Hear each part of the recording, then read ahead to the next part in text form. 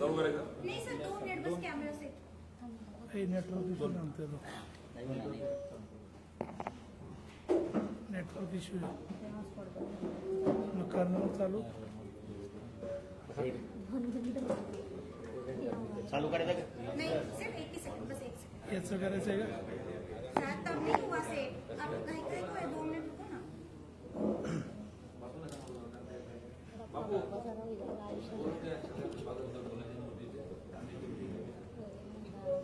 क्या बोला जाएगा रोल पहिले सेट करून घ्या जरा आज या ठिकाणी महाविकास आघाडीच्या तर्फे शेतकऱ्यांच्या ज्वलंत प्रश्नांवर शेतकरी दूध उत्पादक, कापूस उत्पादक, लिंबू उत्पादक या सर्व विषयांवर सरकारचं जे अत्यंत शेतकरी मारक धोरण आहे त्या विषयावर आज ही पत्रकार परिषद घेण्यात येत आहे. याला आपण सर्वजण उपस्थित झाला मनपूर्वक मी महाविकास आघाडीचा घटक या नात्याने तसेच उत्पादनाचा प्रतिनिधी जिल्हा संघाचा संचालक या नात्याने आपल्या सर्वांचे स्वागत करतो. पत्रकार परिषद प्रामुख्यानं खासदार उमेदवार आदरणीय आमचे नेते आघाडीचे सगळे सावंत साहेब त्या ठिकाणी उपस्थित आहेत. सारे पदाधिकारी शिवसाहेबांपासून सर्वजण या ठिकाणी उपस्थित आहेत. पुढील सुरुवात माननीय खासदार साहेबांनी करा. आपल्या पत्रकार परिषदेला आपल्या सगळ्यांचं मनापासून स्वागत करतो. डिजिटल, प्रिंट वेगवेगळ्या माध्यमाचे आपण सगळे समाजाचा अत्यंत सजग घटक आजच्या पत्रकार परिषदेला मी महाविकास आघाडीच्या वतीने स्वागत करत असताना थोडी दिलगिरी पण व्यक्त करतो. थोडा उशीर झाला पण या पत्रकार परिषदेला उपस्थित आमचे नेते ज्यांनी एक मनी विनत आपल्याला कल्पना आहे की एक चैतन्य निर्माण केलं असे संपर्क मंत्री संजयजी सावंत, दूध संघाचे संचालक, राष्ट्रवादीचे नेते जे सातत्याने ग्रामीण कृषी शेतकऱ्यांच्या विषयावर काम करत असतात, प्रमोद बापू पाटील, त्याचसोबत आमचे महानगराचे अध्यक्ष या ठिकाणी उपस्थित आदरणीय आबापासून तर मालपर्यंत साहेबांपासून सर्व आमचा पदाधिकारी. आजची पत्रकार परिषद जी आहे आपल्याला कल्पना आहे की निवडणुकीचं रणधुमाळी सुरू झालेली आहे आणि या सगळ्या संदर्भामध्ये मागच्या पत्रकार परिषदेला आपण फक्त निवडक 2 मुद्द्यावर शेतकरी हिताचे आणि वास्तव कुठलेही आरोप किंवा आपण ज्याला म्हणतो बेसलेस, ज्याला काही अर्थ नसलेले असं काही नाही, शाश्वत विषयावर आपण शेतकऱ्यांच्या जीवनाच्या, गटसचिवांच्या जीवनाच्या, केळी उत्पादक शेतकऱ्याच्या या सगळ्या संदर्भात आपण मांडले. पण दुर्दैवाने त्याचा कुठलाही खुलासा आजपर्यंत त्या ठिकाणी सविस्तर आपल्याला देखील मिळालेला मला दिसते किंवा मलाही कुठे त्या ठिकाणी वाचण्यात ऐकण्यात आलेला नाही की तो सगळा आपण बघतो की मुद्द्याला बगल देऊ आरोप प्रत्यारोप केले जात आहे. आम्ही परत ठरवलंय की आपण ज्या माळ्याची मनी व्हायचं नाही की जे लोकांच्या भावनेची घेऊन बगल देत आहेत आणि त्या ठिकाणी मूळ मुद्द्याला त्या ठिकाणी सोडून राजकारण करतायत. आज या पत्रकार परिषदेला आपण सगळ्यात पहिला मुद्दा जो आहे ज्वलंत की शेतकऱ्याच्या संदर्भामध्ये शेती आणि काळ्याची सेवा करत असताना असं म्हटलं जातं की जोडधंदा असला पाहिजे आणि जोडधंदा असेल तर दुर्दैवाने दुष्काळ, जे काही आसमानी संकट त्या ठिकाणी येतात, मग गारपीट, कधी वादळ, कधी त्या ठिकाणी आपण बघतो वेगवेगळ्या पद्धतीने शेतकरी भोरगळतो, त्यावेळेस त्याला जोडधंदा तारतो. आणि म्हणून दूध उत्पादक शेतकरी हा असा अभ्यास आहे की बऱ्यापैकी जिथे जिथे दूध उत्पादन आणि प्रोसेस आणि संघ चांगल्या पद्धतीने ऍक्टिव्ह आहे तिथे शेतकऱ्याचं आत्महत्येचं प्रमाण कमी आहे.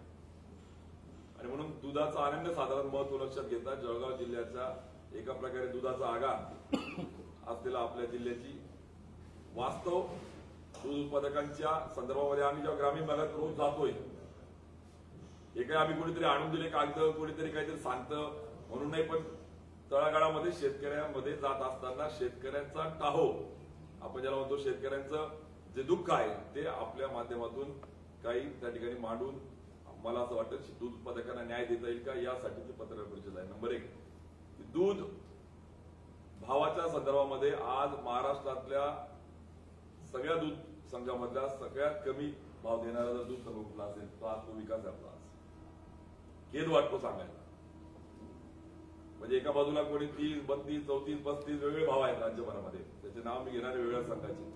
कोणी 200 किलोमीटर 400 किलोमीटर दूध ट्रान्सपोर्ट करून येतं, त्यांना परवडतंय प्रोसेसिंगला. मात्र माझ्या जळगाव जिल्ह्यातल्या दूध उत्पादकाला 25, 26, 27 रुपयाचा आज बाहेर भाव देऊन त्याच्या कष्टाचा त्या ठिकाणी मोबदला त्याला मिळत नाहीये आणि म्हणून दूध उत्पादक प्रचंड होरपळला आहे. त्याला न्याय देण्यासाठी आपल्याला काय करता येईल यासाठी पत्रकार परिषदेतून आम्ही त्या ठिकाणी दूध संघाच्या मॅनेजमेंटला, विशेषतः दूध संघाचे जे सर्वेसर्वा गिरीश महाजन यांना आम्ही त्या ठिकाणी दूध उत्पादकांच्या साठी काय आपण करणार आज हा विचारासाठी पत्रकार परिषद आहे. म्हणून या पत्रकार परिषदेच्या माध्यमातून आपल्याला सांगतो की दुधाला भाव नाही. आपल्याला कल्पना असेल ग्रामीण भागातला दूध उत्पादक शेतकरी असा आहे की एखादी लग्नाला कार्यक्रमाला कुठे गेला तर माझ्याशिवाय त्या गाईचं म्हशीचं दूध निघत नाही म्हणून तो सगळं सोडून परत घरी येतो. म्हणजे अक्षरशः पोटाच्या मुलाला तरी कोणाकडे सोडून देऊ, पण गाई म्हशीला कोणाकडे सोडून देता येत नाही. त्याला संध्याकाळी येऊन दूध त्या ठिकाणी घ्यावं लागतं, काढावं लागतं, तर त्याचा उदरनिर्वाह होतो. अशा दूध उत्पादकाला त्या ठिकाणी भावामध्ये लुटल्या जात आहे. खानदेशातला, विशेषतः जळगाव जिल्ह्यातला आपला दूध उत्पादक त्या ठिकाणी नागवला जातोय, होरपळला जातोय. या संदर्भात गिरीश महाजन साहेब, आपण सरकार दरबारी मंत्री म्हणून आपण काय त्या ठिकाणी केलं? तुम्हाला सांगतो, भाव कमी म्हणून सरकारने धोरण स्वीकारलं की आपण अनुदान देऊया. आम्ही म्हटलं ठीक आहे, चला तुम्ही नाही देत आमच्या हक्काचं नफ्याचं, तुम्ही चोरा मारा काय करता ते सोडून देऊ, त्यानंतर जो आम्ही पण आमच्या हक्काचं शासनाच्या वतीने जे अनुदान आहे ते तरी आम्हाला त्या ठिकाणी मिळेल. आणि म्हणून शासनाने घोषणा केली मोठ्या गाजावाजामध्ये की 5 रुपये प्रति लिटर आम्ही त्या ठिकाणी गाईच्या दुधाला अनुदान देऊ. गाईच्या दुधाला अनुदान दिल्याच्या नंतर शेतकऱ्यांमध्ये थोडासा आक्रोश जो होतो तो, चला इकडे देत नाहीये पण असं नाही, पण असं का होत नाही, देतायत, चला हरकत नाही आपण घेऊ. पण दुर्दैवाने तुम्हाला सांगायला मला खेद वाटतो की जळगाव जिल्हा दूध उत्पादक संघाच्या वतीनं शेतकऱ्याच्या हक्काचं अनुदान जे त्याला मिळायला पाहिजे होतं, त्या अनुदानाचे प्रस्ताव सर्व कागदपत्रासह विविध वेळेमध्ये सादर न झाल्यामुळे त्याला त्याच्या अनुदानापासून वंचित राहण्याची वेळ त्या ठिकाणी आली. खरं तर महिन्याभरापासून नाही तर अनेक दिवसापासून दूध उत्पादक होतोय, पण आम्ही म्हटलं की चला राजकारण करायला नको प्रत्येक गोष्टीचं, आपण थांबूया. सुरुवातीला ती तारीख जी होती अनुदानाची ती त्या ठिकाणी जी दिली शासनाने, त्याची मुदत वाढ 5 दिवस वाढवली. म्हणजे सुरुवातीला तारीख होती मार्च 20, नंतर 25, नंतर 31, नंतर 5 एप्रिल, नंतर 15 एप्रिल. म्हणजे आता आपल्या 4-5 दिवसापूर्वीच्या 15 एप्रिल पर्यंत मुदत होती. आम्ही म्हटलं चला शेवटपर्यंत तरी काहीतरी मुदत वाढीची 3 आणि 4दा मुदत वाढ मिळाली. पण एका बाजूला आपल्याच जिल्ह्यातल्या खासगी संस्थांनी 100 पैकी 98-97% दूध उत्पादकाला ते अनुदान मिळवून दिलं 60 दिवसासाठीचं.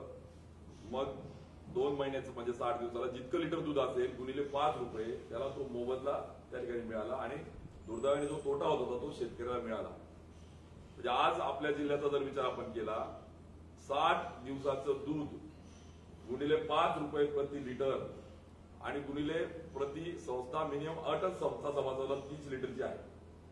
मग वेगवेगळे लिटर वेगवेगळे क्वांटिटी आहे, तो एक्झॅक्ट क्वांटिटी माझ्यावर आहे, मी तो वेळ घेणार नाही जास्त बोला जाऊन. पण आज साधारणतः 8-9 कोटी रुपयाच्या अंदाजे जे हक्काचं अनुदान शेतकऱ्याला मिळायला पाहिजे होतं, केवळ पहिल्या टप्प्यामध्ये 51 लाख रुपये शेतकऱ्याला मिळाले.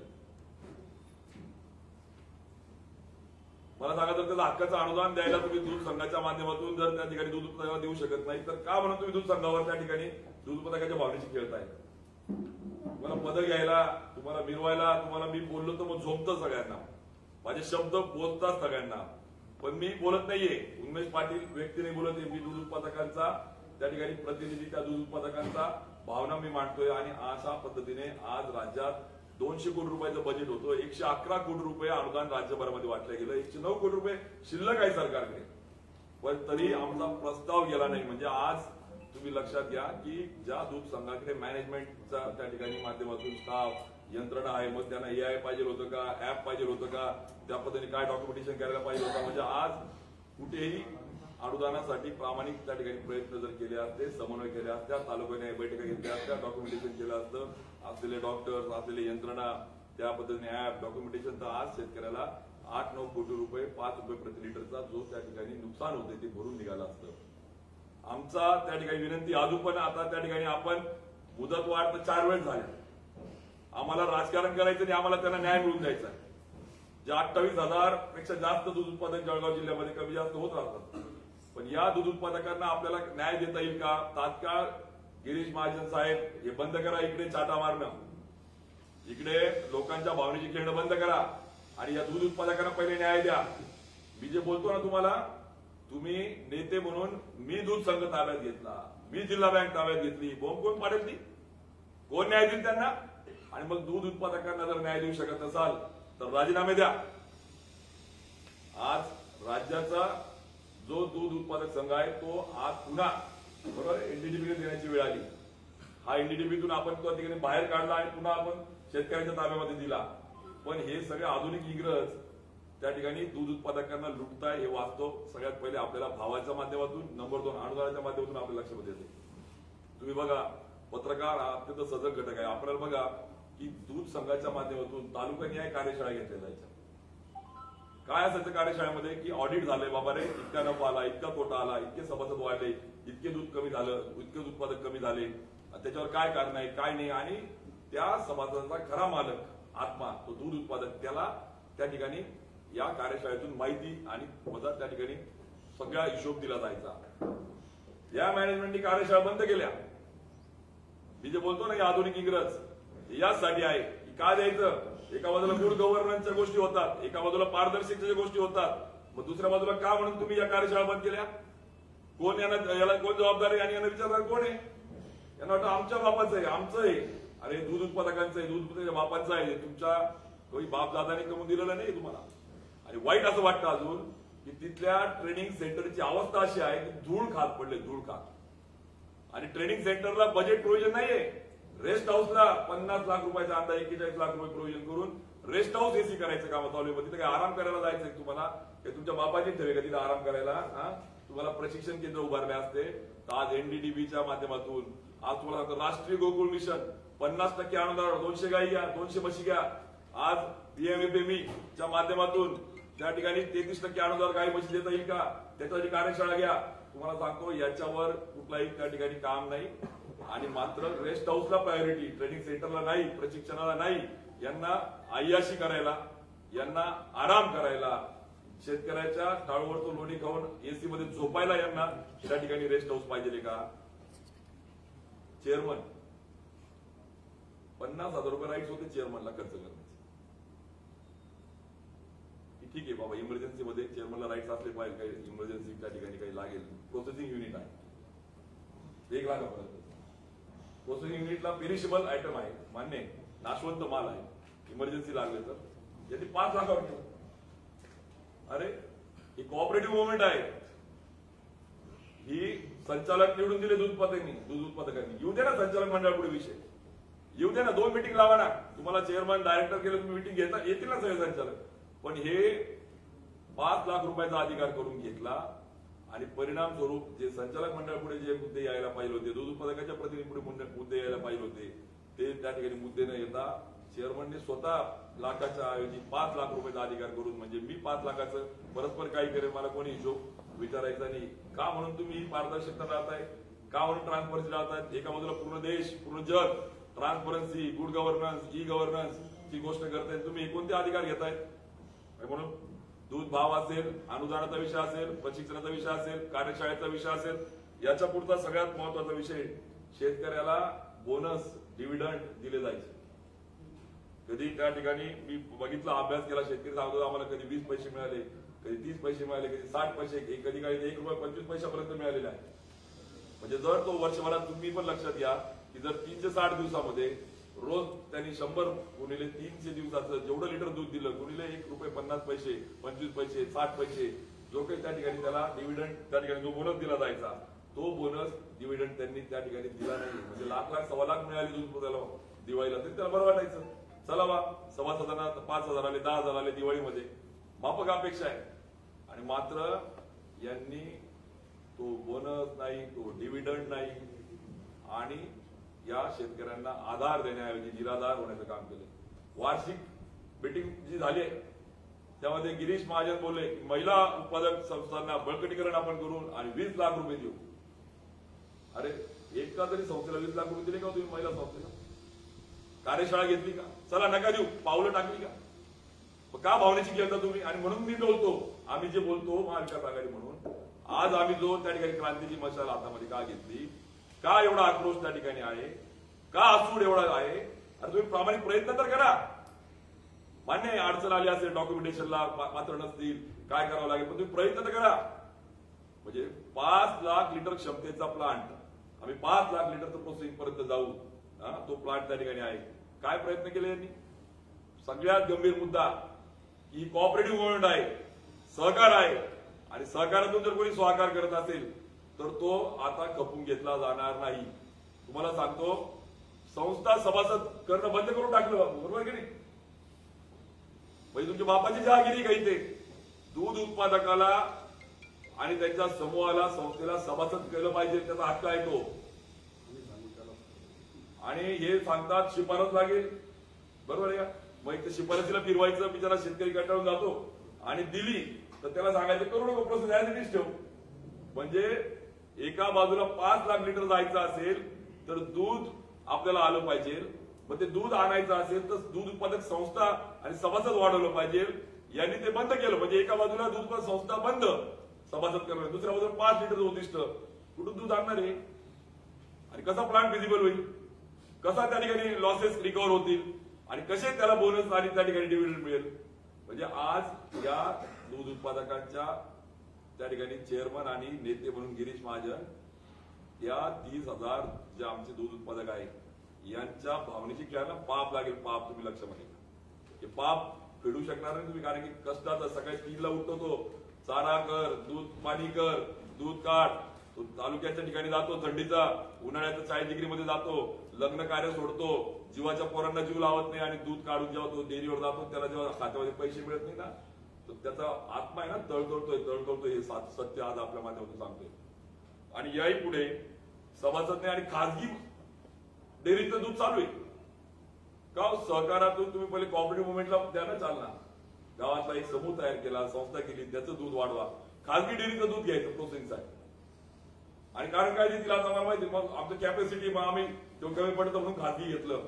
अरे बाबा रे, तुम्ही इकडे बंद संस्था सभासद करता, ऑलरेडी जेवढं दूध आहे ते प्रोक्युअर करा ना.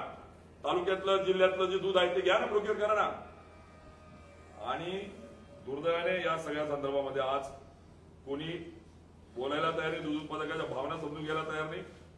आज तुम्हाला सांगतो, राष्ट्रीय कृषी विकास योजना केंद्र सरकारची योजना आहे की दूध उत्पादक संघ, सोसायटी यांना जर त्या ठिकाणी, जसं मग स्वर्गीय हरिभाऊंनी केळीसाठी मागच्या वेळेस आणखी व्यायाचा प्रस्ताव दिला होता, केळी उत्पादकांसाठी प्रोसेसिंग युनिट टाकलं होतं, केळीच्या पडापासून त्या ठिकाणी फर्टिलायझर, बायो फर्टिलायझर वगैरे केलं होतं. आणखी व्यायामधून मागच्या काळामध्ये मला आठवतं त्यावेळेस मी आमदार होतो, 25-25 कोटीचे 2 प्रस्ताव, 50% अनुदानावर या दूध संघाची कॅपॅसिटी वाढली, मॉडर्नाइज झाला. त्या ठिकाणी यांनी सत्ता आल्यावर, सत्ता आमची, मी मुख्यमंत्र्याचा जवळचा, मी उपमुख्यमंत्र्यांच्या जवळचा, मागे मागे जायचे, फोटो काढायचे, मी जवळचा दाखवायचं. अरे आम्हाला कौतुक नाही, अभिमान आहे. पण माझ्या दूध उत्पादनाला काय दिलं तुम्ही? एक प्रस्ताव त्यांनी मंजूर केला नाही सरकारतर्फे. जर आमचा त्या ठिकाणी आईस्क्रीम चालू केलं असतं, आमची लस्सी चालू केली असती, आमचं पाणी बॉटल चालू केलं असतं, आमच्या कुल्फ्या चालू केल्या असत्या, आम्हाला नका ती कुल्फ्या, पण दूध उत्पादनाच्या कुल्फ्या केल्या असत्या, त्या व्हॅल्यू ऍड केलं असतं, बाय प्रोडक्ट तयार केले असते, गव्हर्नमेंटच्या पैशातून आणि डीपीटीसीचा पैसा घेतला असता एखाद्याने केंद्राच्या योजना. आज राष्ट्रीय गोकुळ मिशन दूध संघाने प्रत्येक तालुक्याला 200 गाई म्हशीचा एक मॉडेल गोठा तयार होईल. आणि याच्याकडे पावलं नाही, याच्याकडे पावलं नाही. खरेदी करा, विक्री करा, माझी संस्था, याची संस्था, मी त्या भ्रष्टाचार आणि त्याच्यावर नंतर जाईल दुसऱ्या टप्प्यात. मला म्हणजे त्या म्हणजे नंतर जायचं, पण मूळ मुद्दे जे आहे आज लक्षामध्ये घ्या की आज या सगळ्या परिस्थितीमध्ये एकही योजना शासनाच्या ताकदीने राबवण्याचे प्रयत्न त्या ठिकाणी दिसत नाहीये. आणि म्हणून सहकारातून स्वाकार होतो का काय, हा प्रश्न त्या ठिकाणी येतोय. आणि म्हणून आज मागच्या काळामध्ये पावडर आणली, मी गेलो झालो पावडर, मी ऐकले का कार्यक्रमात, पावडर आणली म्हणजे विकासची चहा पावडर. अरे बाबा, तू दूध आहे आपलं, तू कुल्फी कर, तू आईस्क्रीम कर, तू लोणी आपलं, तू त्याचं पुढचं चॉकलेट कर, दुधावर कर ना. तू चहा पावडर कुठून आणली रे बाबा? असं मधून का बरं आला रे बाबा तू? गुवाहाटी लोक फिरताय, आमदार तू नको जाऊ ना बाबा, चेअरमन. अरे बाबा गिरीश महाजन साहेब, तू चहा पावडर कुठून आणतो? चहाचे मळे कुठे रे आपल्या जळगाव जिल्ह्यामध्ये? दाखवा बरं, चहा जवळ आहे का? काय म्हणजे शेतकऱ्याला फसवायचं? चहा पावडर तयार करतो म्हणे आम्ही, चहा पावडर. मी गेलो 2-4 काउंटरवर, कुठेच मिळत नाही, कुठेच मिळत नाही. का बरं तुम्ही असं करता? का भावनेची खेळता तुम्ही? का आणि तुमच्याकडे व्यवस्था आहे, मॅनेजमेंट आहे, स्टाफ आहे, टेक्निकल नॉव आहे, शासनाचं मदत आहे, दूध आहे, प्रामाणिकपणे करा ना, एक एक करा, दरवर्षी एक एक प्रोडक्ट करा. मुंबई मार्केटची परिस्थिती अशी आहे आता, 1,75,000, 50,000, 25,000 लिटर येऊन गेलेले आज मार्केट. म्हणजे आज त्याच्यासाठी जो मार्केटिंगसाठी, इन्फ्रास्ट्रक्चरसाठी जो खर्च होतोय ना, प्रति लिटर जर काढला ना, सगळ्या दूध उत्पादकांचा त्या ठिकाणी गावाचा पैसा लुटला जातोय. दूध मार्केट डाऊन झालेलं आहे. ब्रँड त्या ठिकाणी आपण जो म्हणतोय तो त्या ठिकाणी खराब होतोय. आणि मग या सगळ्या परिस्थितीमध्ये अशा अनेक मुद्दे आहेत की ज्या मुद्द्यातून आज या ठिकाणी अ वर्गातून ब वर्गामध्ये का आला मग तोट्यावर जर बोललो ना मी अजून याचा आकडेसह माझ्याजवळ मीटिंगचं आकडेसह त्या ठिकाणी आहे. मागच्या काळामध्ये 8 जानेवारी ते 17 जानेवारी 6-7 लाख लिटर दूध नाचलं का नाही सांगा बरं प्रामाणिकपणे. सायलो नंबर सह किती वाजता कोणती बॅच कोणत्या सायलो किती लिटर दूध चाललं याचा हिशोब माझा आहे. हे दूध शेतकरी मेहनतीने कष्टाने पाठवतो आणि इथे नाचवत आहे. प्लॅनिंग नाही, मॅनेजमेंट नाही, प्रोडक्शनचं कंटिन्युअस प्रोसेस आहे ती. पहिल्या सायलोज असेल तर पुढे प्रोसेस झालं, मग इव्हॅपोरेशन झालं, पुढे डिस्टिलेशन झालं, पुढे बाय प्रोडक्ट तयार झाले. सायकल येते. स्टोरेज आपल्याकडे तेवढं आहे का नाही. कधी कधी रात्री 2-2 ला दूध भरतात हो शेतकरी. म्हणजे त्यांनी झोपायचं नाही, एक तर लोड शेडिंगमुळे तो लंबा आणि आज रात्री 2 ला टँकर भरायचं. तुम्हाला सांगतो अक्षरशः जवळजवळ 6 ते 7 लाख लिटर कोट्यवधी रुपयाचं दूध नाचलं. कॉस्टिक तो कॉस्टिक जर हातावर पडला ना भाजून माणूस ओरपळतो. कालचा जो स्फोट झाला ना कोळसा तसा होतो. ते कॉस्टिक त्या दुधामध्ये टाकून पावडर केली आणि मग त्या सगळ्या दुधातून त्या ठिकाणी आपल्या जे झालेलं जे आहे ते कसं आपल्याला भरून काढता येईल आणि ते कसं पद्धतीने लपवता येईल हे पाप करण्याचं त्या ठिकाणी दूध संघामध्ये जर काम चालू असेल तर हे ऍसिड यांच्या जीवनामध्ये येईल आणि यांचा सुद्धा जीवनाचा कोळसा झाल्याशिवाय राहणार हे लक्षामध्ये घ्या. हे ज्वलंत मुद्दे दूध उत्पादकाच्या माध्यमातून त्या ठिकाणी आहे. अजून संचालक म्हणून ज्यांनी वेळोवेळी विरोध नोंदवला आहे असं पण नाही बरं का. सजग आता मी त्यापेक्षा तेच आपल्याला भूमिका मांडतील की दूध उत्पादकाच्या प्रतिनिधी म्हणून त्यांनी वेळोवेळी सजग केलंय, जागं केलंय, सूचना केल्या आहे. तरी त्याचं भान नाही. मला वाटतं बापू आपण त्या संदर्भात एक खुलासा करावा. मग पुढचे जे मुद्दे आहेत त्याच्यावर मी परत येतो. खरं म्हणजे जळगाव जिल्हा दूध संघ स्वर्गीय जेटीदादा महाजन त्यांनी स्थापन करत असताना KM बापू ज्यावेळेला बँकेत चेअरमन होते आणि चळवळ दुधाची उभी राहिली. म्हटल्या पुन्हा हे झाली इंडिव्हिज्युअली जिवंत केलं. आता पुन्हा शेतकऱ्यांच्या ताब्यात देण्यात आला. मी मागचे 5 वर्ष देखील संचालक होतो आणि आताही संचालक आहे. या ठिकाणी कामकाज होत असताना अनेक गोष्टी ज्या आमच्या लक्षात आल्या. सभागृहामध्ये प्रतिनिधी म्हणून लोकांनी निवडून दिल्यानंतर त्या ठिकाणी वेळोवेळी यांच्या ज्या ज्या चुका झाल्या त्या मांडण्याचा आम्ही प्रयत्न केला.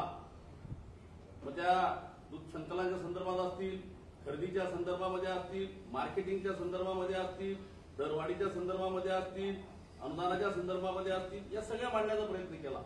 आणि खास करून दैनंदिन कारभार जो असतो तो चालताना मिटिंग पुढे 1 महिन्याभराने येतो आणि त्यावेळेला आम्ही त्याच्या निदर्शनास आणून द्यायचो की इथं चुकतंय, इथं काटकसर झाली पाहिजे, इथं अशा पद्धतीने नियोजन झालं पाहिजे. परंतु या सगळ्या गोष्टी मीडियासमोर न आणण्याचं माझं एकमेव कारण असं होतं मी सहकार चळवळीतला एक कार्यकर्ता असून सहकारातून माझी सुरुवात झालेली आहे.